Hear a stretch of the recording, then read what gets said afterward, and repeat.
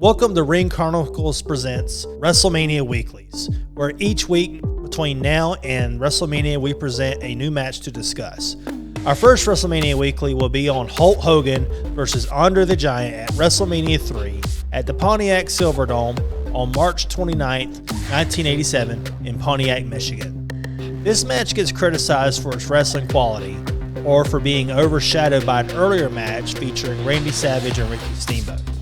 People have even criticized the attendance of the event, with WWE claiming 93,173 fans and some wrestling historians saying that it was more like 78,000. But seriously, does it matter? 78,000 fans in attendance was unheard of in 1987. The rematch for this match alone drew 15.2 on the Nielsen rating, so you can only imagine the drawing power of this wrestling main event. There may not have been 60 tope suicidas and 630 sentons in this match, but this match put butts in seats like you would not believe. Besides, wrestling has always exaggerated things like height, weight, and attendance figures, so this is perfectly normal and contributes to the legendary status of this match. In fact, when you watch WWE programming now, the first thing you see is Hulk Hogan slamming Andre the Giant. Hulk Hogan was not the first person to slam Andre. Even mid-card acts like Kamala was able to make that claim. And Andre technically had lost matches and was not undefeated for 15 years. Much like how they claimed the Fabulous Moolah was undefeated for decades, that was just WWE manipulation of the statistics to tell a story.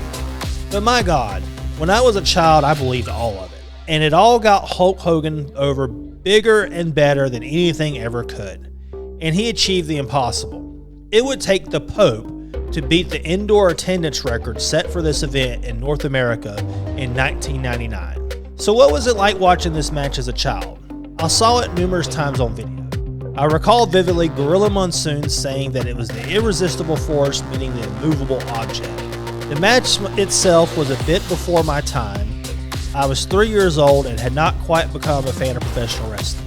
I'm not even sure what I was a fan of when I was 3, but videotapes allowed me to peer back into history and behold the spectacle. I also became familiar with the aftermath and was educated on the legend that was Andre the Giant. Today, so many people rate matches on factors such as how many 630 sentons were in a match or how many false finishes were in the match.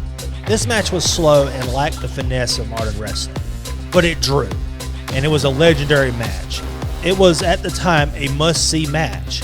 And while certainly Steamboat and Savage wrestled a far greater match than Hogan and Andre, it was Hogan and Andre that people came to see.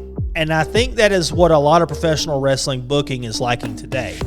Sure, it's cool if you can do a 630 splash, but is that going to draw an enormous crowd and rating like two legendary warriors going head-to-head?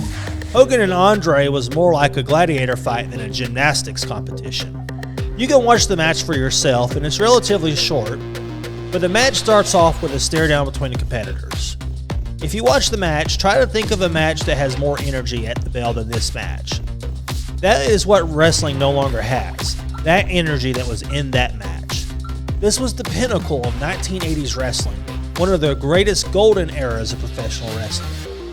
Hogan tried to go for a body slam but could not, succumbing to Andre's weight falling on top of him. Oh, and if you think I watched this match to discuss this, you would be wrong.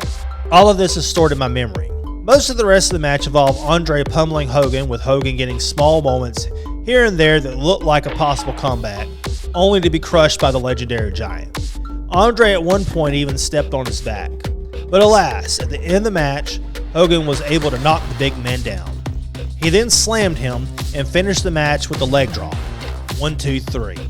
As Jim Ross would later say during a Hogan match with The Rock, where Hogan used the leg drop, he beat Andre the Giant with that move. Andre the Giant was a literal giant, and Andre doing the job at this event made Hogan look like a legendary superhero for years to come. You believe that Hogan was the most muscular and strongest man on earth because he slammed Andre the Giant. And while it is true that other people beat Andre first, and Hogan was not the first person to beat him, the young me did not know this and probably would have been disappointed to find out otherwise.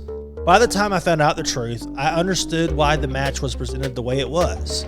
It was the only way to tell the story they were trying to tell, and it was a great story, and it involved not one flip. So how do we get to this point in wrestling again? Yes, we need excellent matches such as Steamboat and Savage. There's even a place for the 630 Senton in matches too. But we also need legends.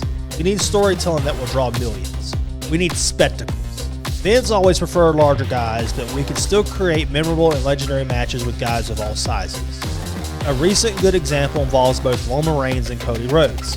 Reigns has made a legend of himself by having one of the most memorable storylines in wrestling in quite some time, and Cody's story is set to collide again with Roman come this WrestleMania. Honestly, now that Vince is gone, we have an opportunity to refresh wrestling as a whole for the better. As for AEW, they have to get out of this indie cult vibe thing they have going on. Okay, they filled Wembley with a lot of people. Good. But you can only live off of that energy for so long. The legacy of Hogan and Andre at WrestleMania III will last for generations. The body slam and victory will echo through the ages. I sometimes wonder if there will ever be a match like that again in wrestling. Please check out our channel and like and subscribe for more wrestling content where we give you the unfiltered truth about wrestling. And check us out next week as we discuss another legendary WrestleMania moment.